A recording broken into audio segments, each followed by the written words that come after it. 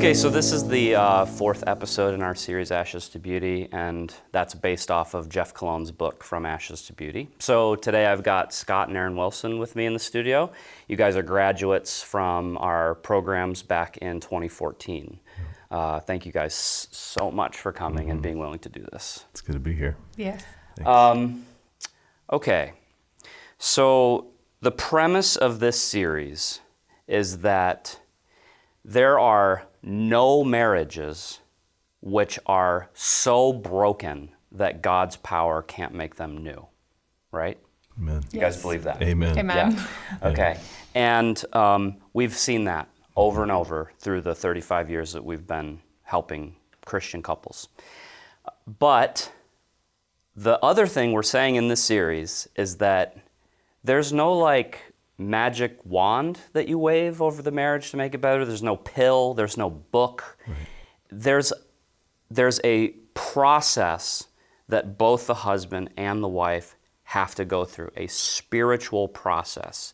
And as they both go through that process of becoming like Jesus, then the marriage just, well, it's supernatural still, but it is healed as they're both conformed to the image of Jesus, right? And so the pathway that both the husband and the wife have to walk down is what Jesus laid out in the Sermon on the Mount, the Beatitudes. So we've already talked about blessed are the poor in spirit with Stephen Kathy Gallagher. We've also talked about blessed are those who mourn. And now we're going to talk about blessed are the meek. Okay, so before we get into this, meekness is not really a word that we often use. It really just simply means that I submit my will to the will of someone else. In this case, the will of God, right? And the reason that this is relevant to marriages is because marriages are not destroyed because people do the will of God. Marriages are destroyed when we're doing our own will, right? Like backbiting, unforgiveness, sexual sin. Those things are not God's will. Those come from us. And so it's when we begin to submit our wills to the will of God that process is reversed and God begins to heal. So that's what I want to talk about with you guys today. Sometimes God's will doesn't make sense to us, right? Sometimes it's hard to do. Can you both share a little bit about what brought you both to the place where you're like, yes, I'm going to do God's will? For me, it began with desperation. I look back and I see God's mercy in getting me to that place of being so desperate that I was willing to do whatever was necessary. Up to that point in 2014, when I went to the residential program at PLM, we had tried so many different things to help with my sexual sin. We had tried a lot of different worldly counseling and marriage counseling, and we'd done a lot of things. And I was getting worse. I wasn't getting better. And so at that point in our marriage, Erin had kicked me out of the house. I was living with my mom and dad in their basement. And she had introduced me to this place called Pure Life Ministries, which my first glance was radical because it was 7 to 9 months going away.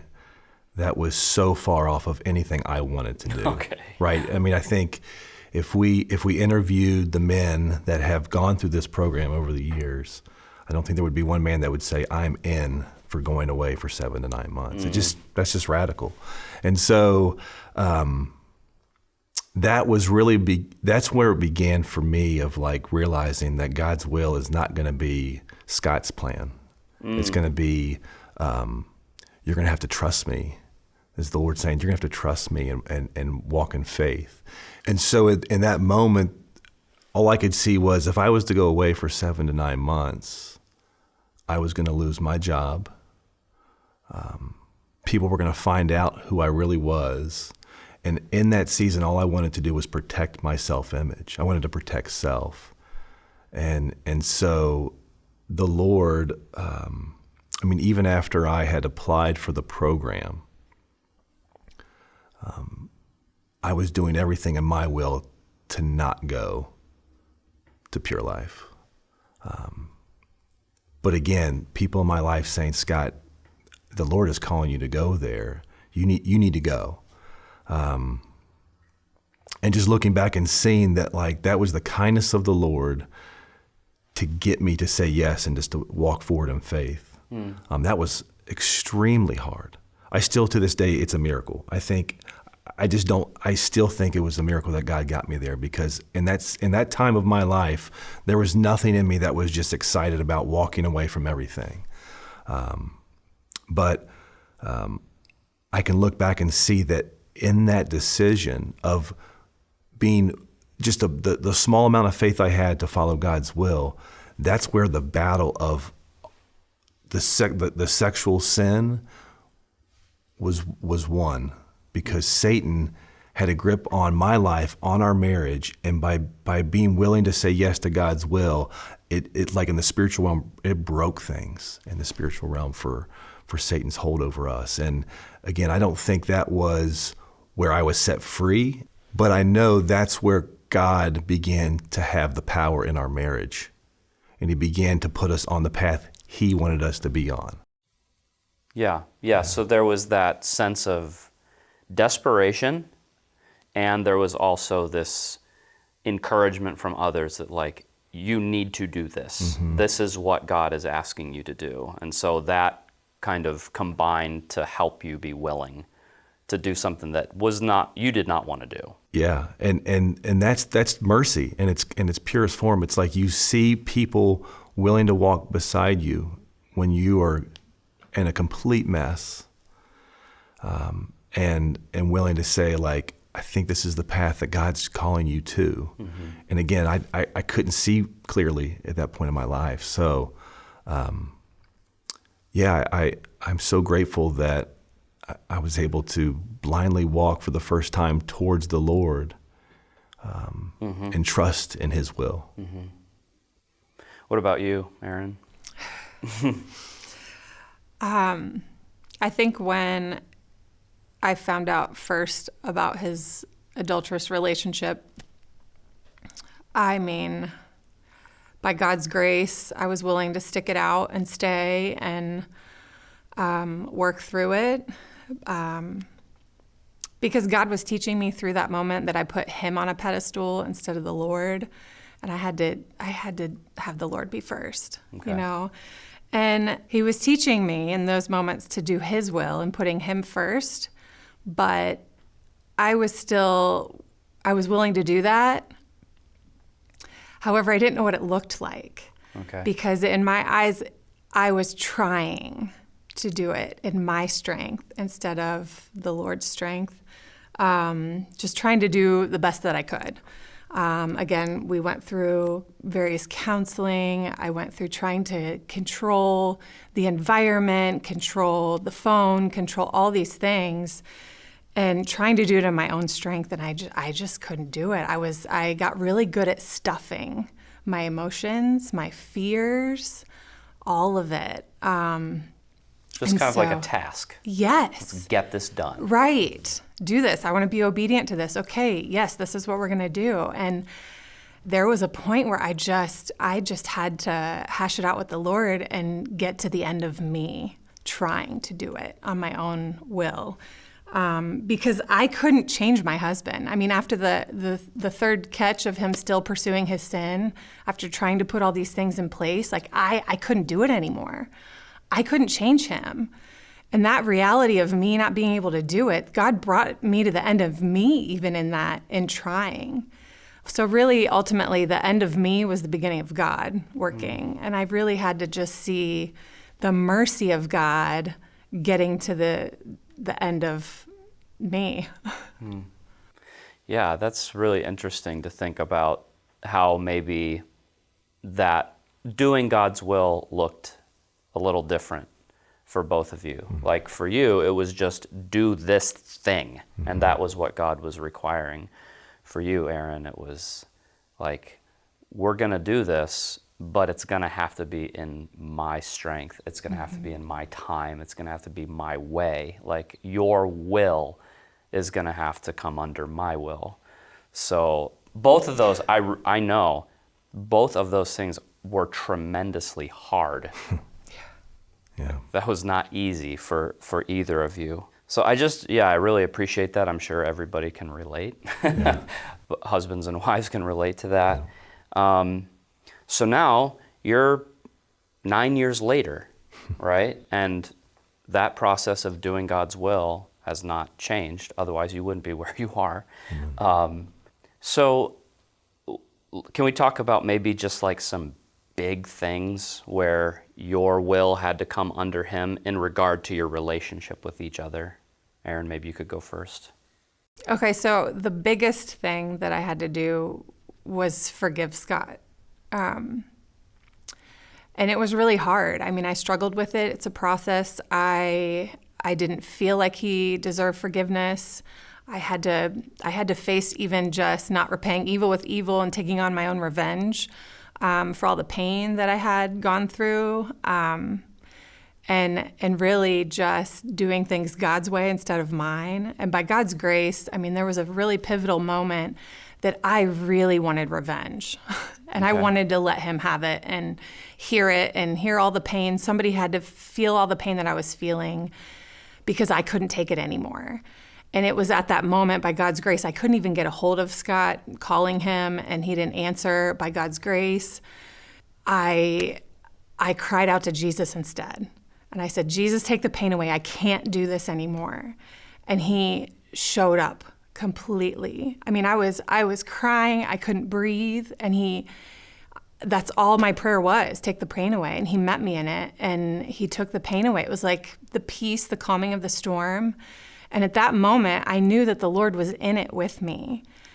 And to do his will was such a gift that he would guide me. And it's going to be hard, but yet he's going to be with me in it. He can guide and lead me. And there's peace and comfort in doing his will. And I knew that he was commanding me to forgive him. It's clear in the Bible. And I mean, I was confronted with Matthew 6:14 when Jesus says, "For if you forgive others their trespasses, your heavenly Father will also forgive you. But if you do not forgive others their trespasses, neither will your Father forgive you." And I was like, wow, I don't want any bit of that. Because I needed God's forgiveness. That was real to me. Hell is real. I don't know how it's possible to forgive someone, but I'm commanded to do it. Lord, help me do that. And so all I could do is, I know what you're calling me to do in my head, but Lord, you got to put it in my heart. Otherwise it's going to be lip service. Like, it needs to be a heart forgiveness of an overflow. And so I just kept praying and asking the Lord, you got to make this real in my heart. And so I started seeking the Lord for that, and he answered. I mean, he's faithful. How did he answer? He gave me a revelation of the cross and what Jesus did for me, and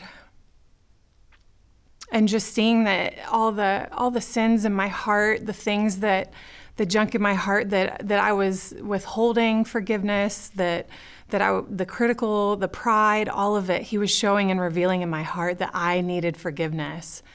And Jesus forgives me for all of my sins, and who am I to withhold it from anyone else when he's forgiven me? And so at that point, I said, okay, I choose to forgive Scott. And this is really like a vertical conversation between me and the Lord, saying, yes, I forgive him, Lord, for everything, because I didn't deserve it. And so I know he didn't deserve it either. And I can choose forgiveness. And so I hashed that out and worked it out with the Lord, and he did it in my heart. And I thought I was good. But I didn't go to Scott and tell him that yet. Okay. And so it's one thing to say that with the Lord, but it's another to walk it out and do it and actually say it to Scott. And I felt like the Lord was pressing on me to still do that, because even though I wasn't saying it to him yet. I didn't feel like he deserved it or feel like he was ready. I was still harboring bitterness and unforgiveness, feeling like it was almost a piece of revenge, like he needed to suffer a little more before he needs to hear it from me, sort of deal. And the Lord said, no, I needed to forgive him. And so I struggled with it even after the first visit, coming down to Pure Life, after he was in the program for 2 months. I felt the Lord pressing on me to forgive him, and I didn't want to, and I ended up leaving and fighting it in my flesh because I wanted him to suffer more, and I left the visit, and I didn't know when I was going to talk to him next and whatnot, but I knew that I needed to tell him face to face. And so a song on the radio of forgiveness comes on, and I'm like, all right, Lord, I hear you. Thank you for being so repetitive, you know. And so I did. I turned around and I went back and found him, and he was in the chapel by himself. And I just asked him out to the car, and I said, I got to talk to you. And I said, Jesus forgives me for everything, and I didn't deserve it, and I know you don't deserve forgiveness. You put me through a lot of pain and heartache, but I don't deserve the forgiveness Jesus gives to me. So because of Jesus, I forgive you for everything. And that's the point in my life when I truly felt the love of Jesus.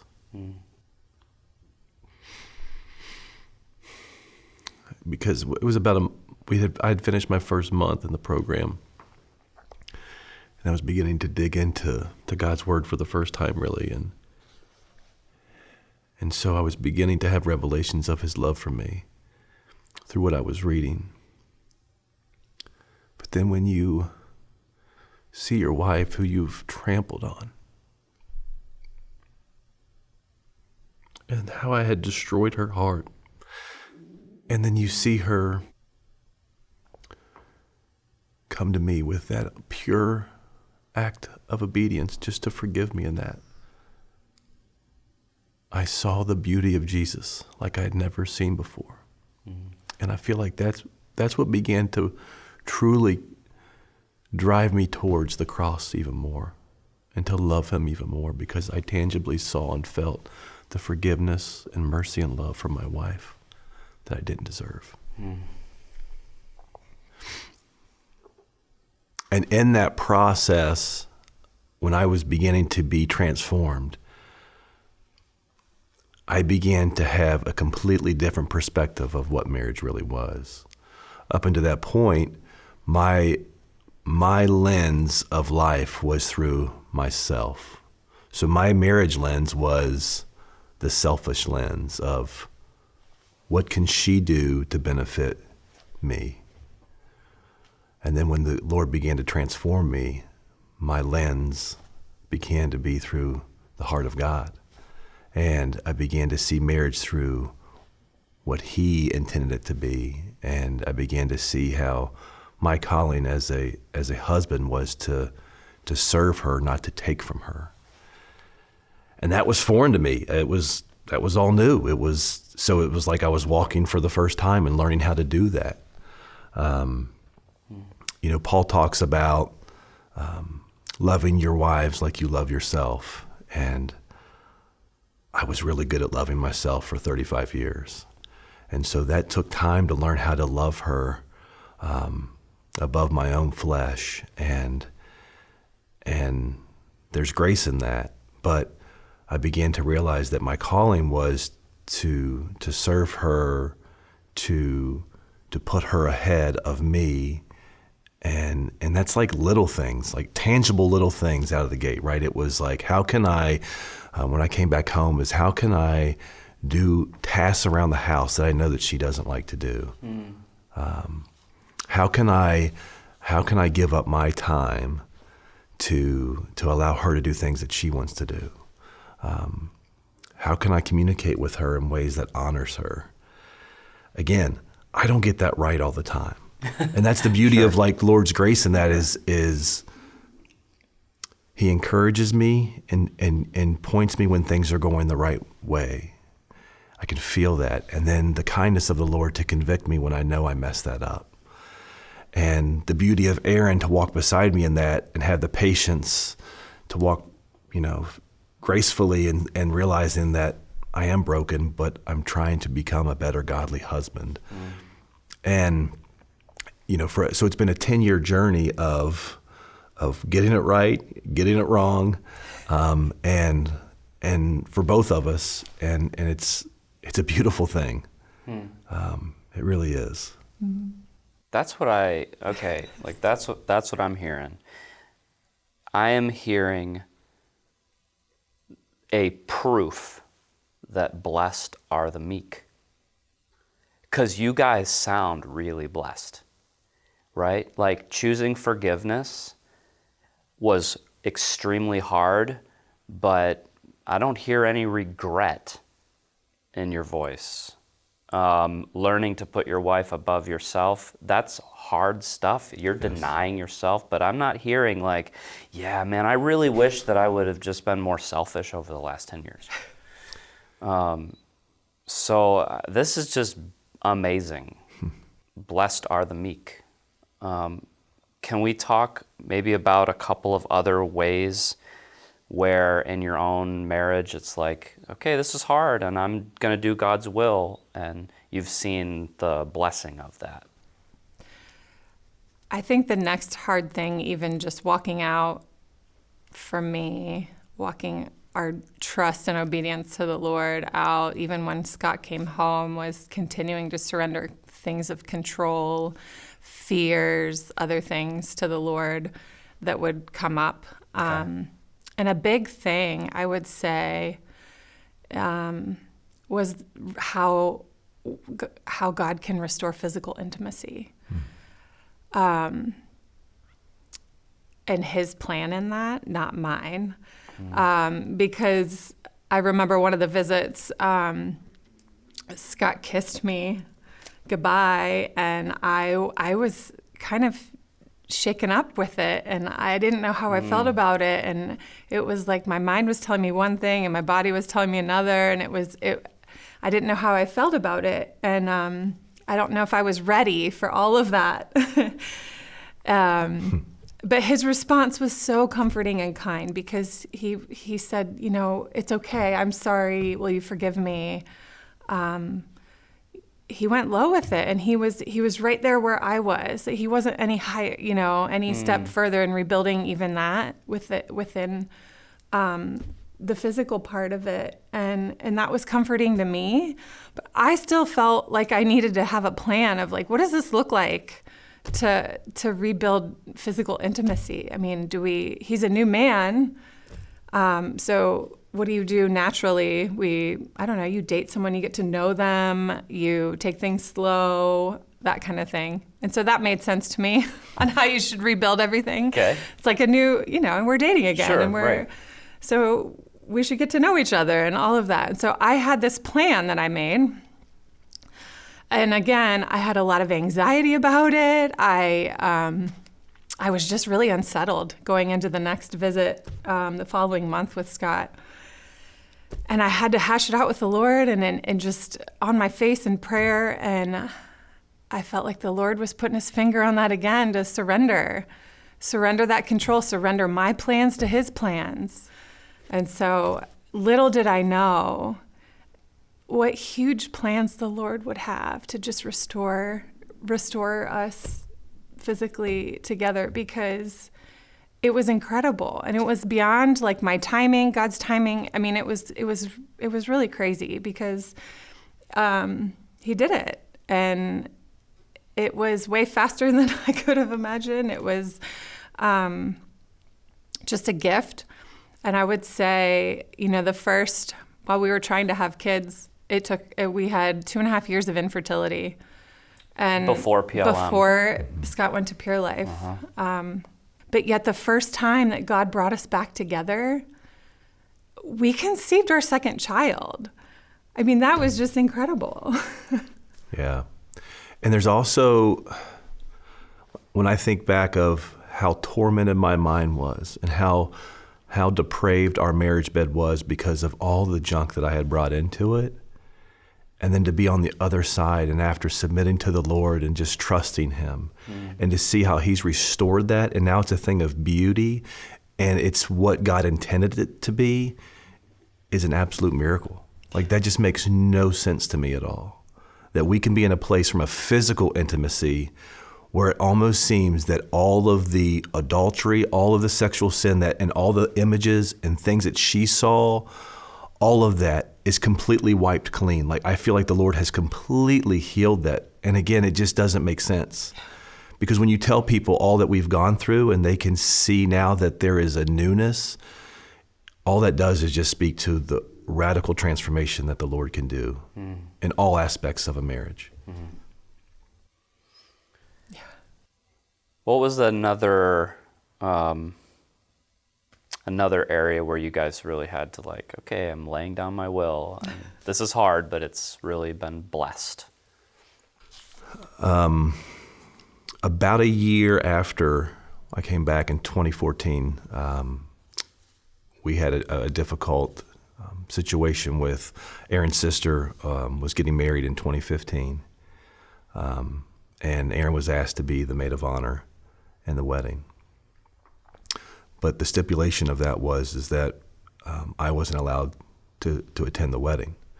There was a lot of pain. There's a lot of consequences, obviously, for my sin. And there was a lot of pain and hurt that I had brought to Erin's family through everything that I had done. And so her sister and future husband felt it would be best if I wasn't there. I 100% agreed with that. I think what the Lord had taught me when I left Pure Life was that I have to be low and slow with rebuilding people, relationships with people that I'd hurt. And so I had no problem with that. I completely encouraged Erin, you should go. I don't need to be involved in any way. I want to honor their request. I don't want them to dislike me anymore. So Right. right, I was already felt like I was in the lion's den, so I was good with that. And Erin was on board with that. That was our plan. Yep. And then out of nowhere, Erin comes to me and she says, I feel like the Lord is calling me to potentially not go to the wedding. I think that's a horrible idea, was basically my response. I said, if you even entertain that, I'm going to have daggers all at me, because that would just be horrible. And you're right. It did not feel loving. I mean, this is my only sister. How it did not feel loving. I'm going to crush her heart to say these things to her, that I can't be there unless he's there. And it felt like blackmail. It felt like it just did not feel loving at all. I wanted to join her in that, but God and his word. There were verses such as leave and cleave, and hold fast, you're one flesh now when you're married. What God has brought together, let no man separate. And so I was confronted with standing before my sister at her wedding and being separated from my husband. And I couldn't do that. I felt like the Lord was saying, do you love me more than you love your husband? Do you love me more than you want your marriage fixed? And now it was, do you love me more than you want your family to be happy? In Luke 14:25, Jesus talks about the cost of discipleship. He said, if anyone comes to me and does not hate his own father and mother and wife and children and brothers and sisters, yes, and even his own life, he cannot be my disciple. And so I felt like I was really confronted with this, with all these verses that the Lord was putting on my heart to, I have to have a greater fear of the Lord. Like, this was the testing ground. And so I had to say yes. And I didn't know how that was going to happen. It was devastating to have to tell my one and only sister, I can't be there if it didn't make sense. But the Lord, it was hard, but he gave me the strength to tell her. It was hard for her to understand. We were both crying. I mean, it was excruciating and painful, but God, I just said, I have a greater fear of the Lord and what he'll do to me if I don't obey, and I have to obey the Lord, and I'm sorry that I can't be there unless he's there with me. And through all that, the Lord has been able to use that to even heal our relationship with your sister. I mean, ultimately, her sister and husband allowed me to come to the wedding, which was hard because I honestly didn't want to go, because I knew that there were going to be people there that didn't want me there. It was just hard. But a monumental moment in our marriage to stand for what the Lord was telling us to do. Because I think back to, if we wouldn't have gone that route, if she wouldn't have been obedient to what the Lord was calling her to do, what other decisions down the road would have happened where we wouldn't have been in God's will, or we would have, not trusted in His plan for us. And the beautiful thing is to see how, on the other side of how our relationship with her sister and husband has been restored, and now they can see and understand and respect why we did what we did initially, what Erin decided to go through.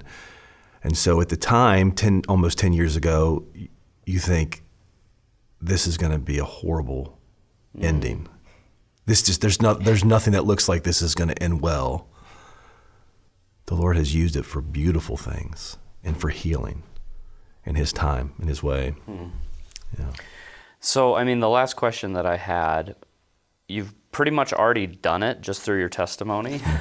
But, if you were talking to a couple that is just kind of out of the gate and, sexual sins in the past, but they've got a long, hard road ahead of them, and they're like, man, doing God's will is really hard. What do you guys say to them? It is hard. And yet it's the safest place that we can be in, is in God's will, right? I mean, in Hebrews, they talk about, although he was a son, he learned obedience through what he suffered. And so the obedient path isn't easy. There is suffering in it. It's hard. There's heartache, but it's worth it. It is so worth it. And it's been my experience that some of the hardest choices that we've had to make in just obeying God have really brought on the greatest blessings in our life that I would not have seen happen had I not obeyed. And really, the biggest blessing of all is just the deeper faith and with the Lord, and the deeper knowing of Jesus, and rooting and grounding my faith in the Lord, and those roots are growing deeper with Him. And that in and of itself is such a gift, no matter what happens. And yet we still got so many other blessings that went along with it in our marriage and other relationships and things. It's worth it for just growing our faith in God. And I see His mercy in the hard now that I didn't really see before. So I'm thankful. That's awesome. Yeah, a couple of things come to mind. I think of extend grace and be patient. After I came home and was a changed man, there still has to be grace extended on both sides of the marriage. And I feel like that's something that we have walked through, learning how to be patient with one another. Even though we might be changed and redeemed and made new, we still have to learn how to walk this new life out. And so I would encourage others to definitely be patient in the process. I would also tell people in the hard seasons is to enter in with gratitude and praise. Doesn't make sense, but I can look back and say the hardest times of our life have had the greatest opportunities for the Lord to radically change us. And we have entered into some really hard seasons with gratitude and praise. the first thing that comes to mind is our daughter, back in 2017, was diagnosed with stage 4 cancer. And every moment of that journey, we thank God, we praised Him, and we had hearts of gratitude. Not because of what we could see in the natural realm, but we knew that God was going to use it for something good. And I firmly believe that our daughter is alive today. I believe that she's healed today and walking a normal life, of a normal 10-year-old life, that is because we entered into that season with gratitude and praise. And so I would encourage others, no matter how hard the marriage gets, get on your knees and thank the Lord for the hard and embrace it with gratitude. And lastly, I would say to couples on the other side would be to be patient on God's timing in the process of how He's working in your own life. I would encourage people to find testimonies of where He's worked in other marriages and be encouraged by that and find hope in that, but don't use that to compare where you are in that process. Oftentimes we've had couples that we've entered into helping them where they want to have the same story as us, or it's got to work in this time frame. And I would just tell people, God has a specific purpose for your own life.